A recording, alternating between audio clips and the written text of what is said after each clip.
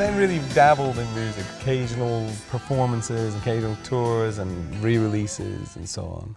And you were out touring with Jules Holland last year, and now you've just re-released all your albums and all beautifully packaged and a new greatest hits. And then just as they were coming out, you announced in an interview with me for The Telegraph, much to my surprise, and I'm not even sure it might have been to your surprise, that you were retiring. So why? I hate to repeat myself. I'd like to be innovative, I'd like to be authentic, and I'd like to be at the vanguard of things. And if I can't do that, I really don't want to play. I realised that I've done my job. There are such wonderful new singers out there, women, that I, just taken that torch on and really run with it. I don't mind singing the occasional thing, to keep people happy, but that's not my career anymore. I toyed with the idea at that Christmas when I finished in January.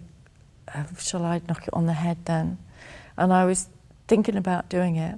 And then I was in France and we were travelling home in a 4x4. From nowhere, a car came on the other side of the road. The next thing I knew, it's almost like slow-mo. We were rolling, the car was just rolling. My seatbelt had come undone, so I was actually rolling around in this 4x4, just completely willy-nilly, as if it's like a free fall. My husband thought it killed me. I couldn't get out. They had to try and get me out, and I had this huge, my whole of my face had opened up, whole of the top of my head, and I was just covered in blood, and I couldn't breathe for this blood. I've never felt such pain in my life. I remember thinking, I'm so glad I never had the facelift. Because this is anything like it feels. And so that didn't go through my head.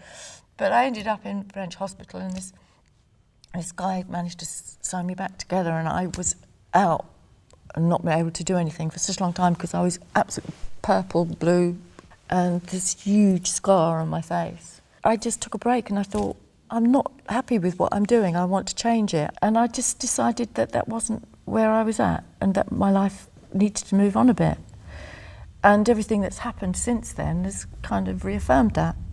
And I don't know, we put this album out and it was part of me saying goodbye, a whole process of saying goodbye. And I was going to do it really kind of quietly. Oh, this is the last time I'm going to do this. And I'll say goodbye nicely. Every audience that I was in front of, TV or anything, I've done it since. And I think I was just talking to her and it just popped out.